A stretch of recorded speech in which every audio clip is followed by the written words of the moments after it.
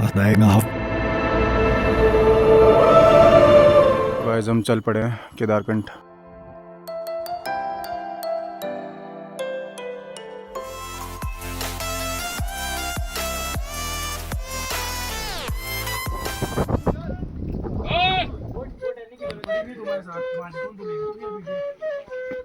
तो गाइस 2:45 हो रहे हैं अभी।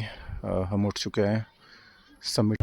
केदारकंठा यानी कि वाइट पीक। दोस्तों संस्कृत में इसे केदारकंठ बोलते हैं और यहाँ पर हमारे महर्षि कश्यप जी तप किया करते थे। नमस्कार दोस्तों, आपका स्वागत है हमारे इस चैनल द ट्रैवल विंग्स में। तो आज हम करने जा रहे हैं ट्रैक केदारकंठा की।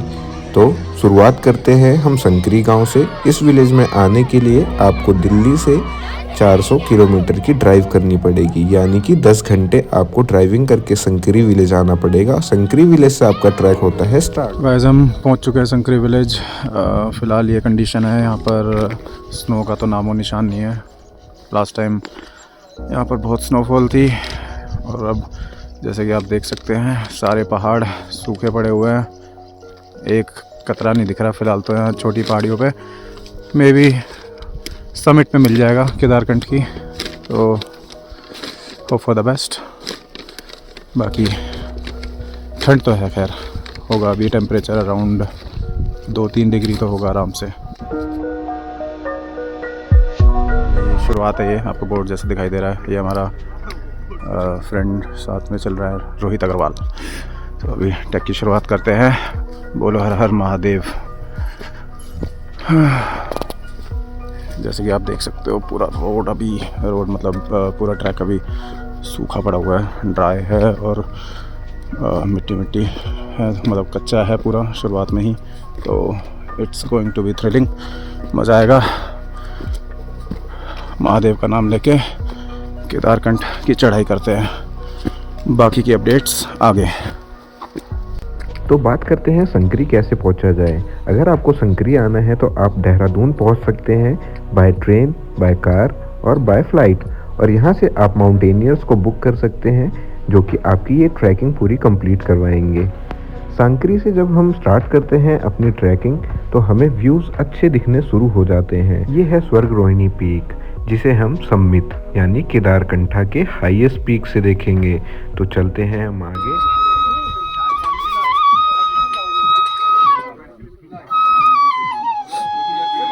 ये हमारे बांसुरी वाले बाबा, ये इनका कैंप है। अभी थोड़ी देर स्टॉप के लिए रुके हुए थे हम, नींबू पानी वगैरह और कुछ खाने के लिए। तो इसके बाद आगे बढ़ेंगे अपने जुड़ा के तालाब के लिए।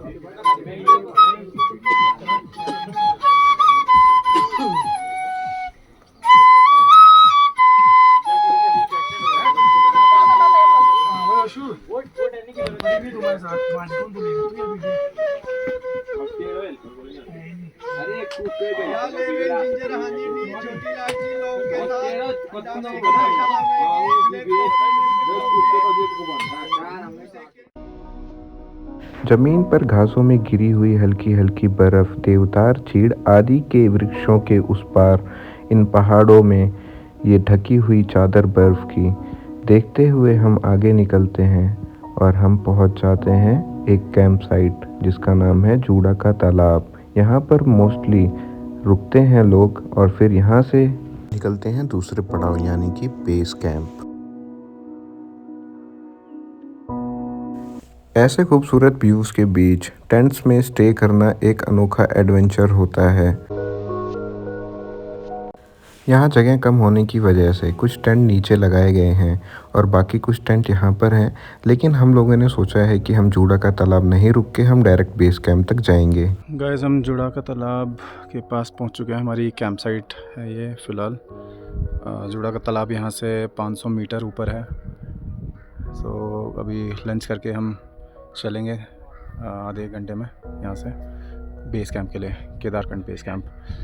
और जैसे कि आप लोग देख सकते हैं कि अभी फ़िलहाल तो कोई स्नो नहीं है यहाँ पर, बस थोड़ा सा पानी वानी फ्रोज़न है, इससे ज़्यादा कुछ नहीं है। लास्ट टाइम यही कैंप साइट सेम थी बिल्कुल एग्जैक्टली, एंड उस टाइम जो स्नो थी वो घुटनों तक थी,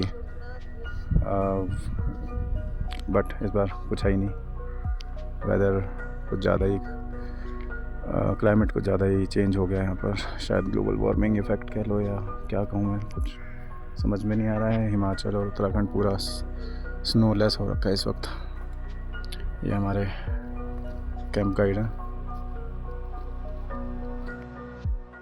जूड़ा का तालाब केदारकंठा ट्रैक का पहला पड़ाव है।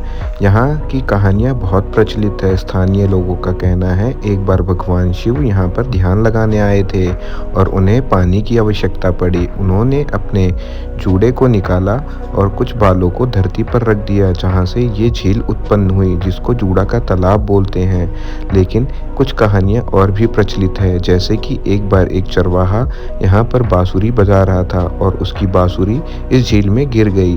जब वो अपने घर गया और वहाँ पर वो खाना खाने लगा तो उसने देखा कि उसकी बांसुरी उसके घर में है। तो उसने अपनी बीवी से पूछा कि ये बांसुरी यहाँ पर कैसे आई। तो उसने बताया कि नीचे धारा में वो पानी भर रही थी और उसे वहाँ पर ये बांसुरी मिली। इसका मतलब कि ये जूड़ा का तालाब यानी कि कई धाराओं को एक साथ जोड़ता है। घर से हम यही सोच के निकले थे कि जूड़ा का तालाब हमें कुछ इस तरीके से दिखेगा और नाइट में हमें व्यूज कुछ इस तरीके से दिखने वाले हैं और पूरा हमारा ये ट्रैक स्नो ट्रैक होने वाला है। लेकिन दोस्तों, हमें क्या पता था कि हमारे होने वाले हैं मोए मोए। जूड़ा के तालाब को एक्सप्लोर करने के बाद हम लोग निकल पड़े बेस कैंप की ओर। रास्ते में हमें कई वाटरफॉल्स मिले जो कुछ इस तरीके से बर्फ में जमे हुए थे।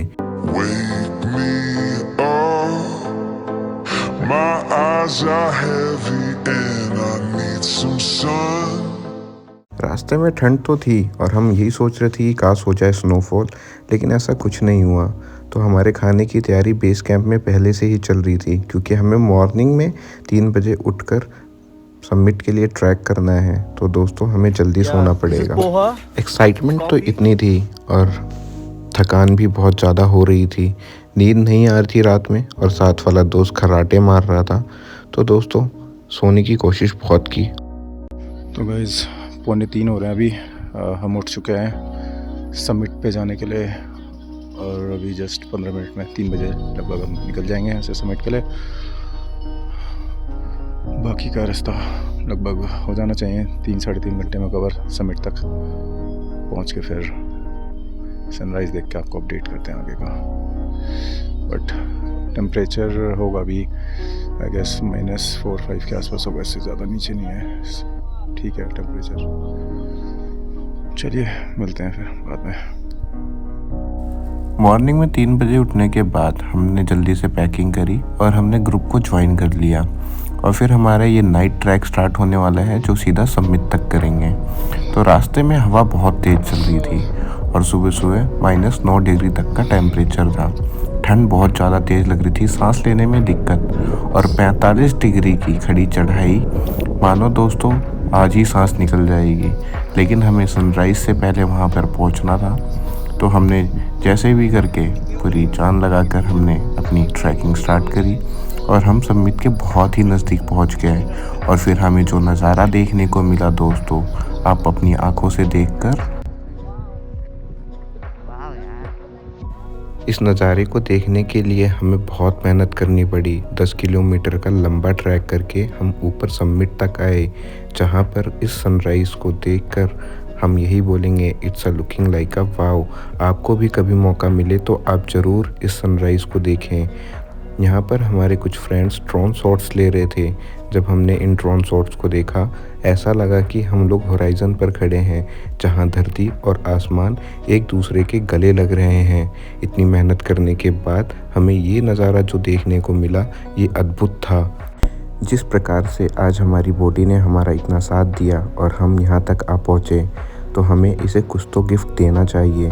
तो हमने इसे आज दिया ये सनराइज़ व्यू, जो कि बहुत ही अद्भुत था। जैसे जैसे सनराइज़ होता गया, इसकी किरणें वादियों में जान डाल गई हों और इन पहाड़ियों की आँख खुल रही हो और ये हाथ उठाकर अंगड़ाई लेकर, कपड़े पहनकर फिर से तैयार हो रहे हों। केदारकंठा की एक और जो ख़ास चीज़ है, यहाँ से दिखने वाली हिमालयन मैसिव रेंजेस। स्वर्ग रोहिणी को आप यहाँ से बिल्कुल देख सकते हैं। इसका ट्रैक 25 किलोमीटर का है। इसकी परमिशन लेनी पड़ती है और ये माणा विलेज से ट्रैक स्टार्ट करते हैं, जो कि सीधा चाइना के बॉर्डर पर है। इसकी कहानी जुड़ी हुई है महाभारत से। जब पांडवों को पश्चाताप हुआ कि उन्होंने अपने पितरों की हत्या की है, तो उन्होंने भगवान श्री कृष्ण से बोला हमें स्वर्ग जाना है। तो उन्होंने उन्हें एक रास्ता बताया कि आप महादेव के पास जाइए, महादेव ही आपको स्वर्ग ले जा सकते हैं। पांडव महादेव को ढूंढते हुए उत्तरकाशी की इन पहाड़ियों में आ गए। अब बात करते हैं दूसरी पहाड़ी की, बंदर पूछ। जब हनुमान जी की पूछ में आग लगाई गई थी, तो हनुमान जी ने अपनी पूछ की आग इसी पहाड़ी पर बुझाई थी। इसके बाद बात करते हैं काला नाग, जो कि सबसे ऊंची पहाड़ी है। यहाँ केदारकंठा में इन पत्थरों का एक शिव मंदिर पाया जाता है। इसका यहाँ पर बहुत ज़्यादा महत्व है। यहाँ के गांव वाले इनकी पूजा करते हैं। कहते हैं कि महादेव यहाँ पर साधना किया करते थे। एक बार एक बैल के शोर की वजह से वो यहाँ से केदारनाथ जी चले गए थे।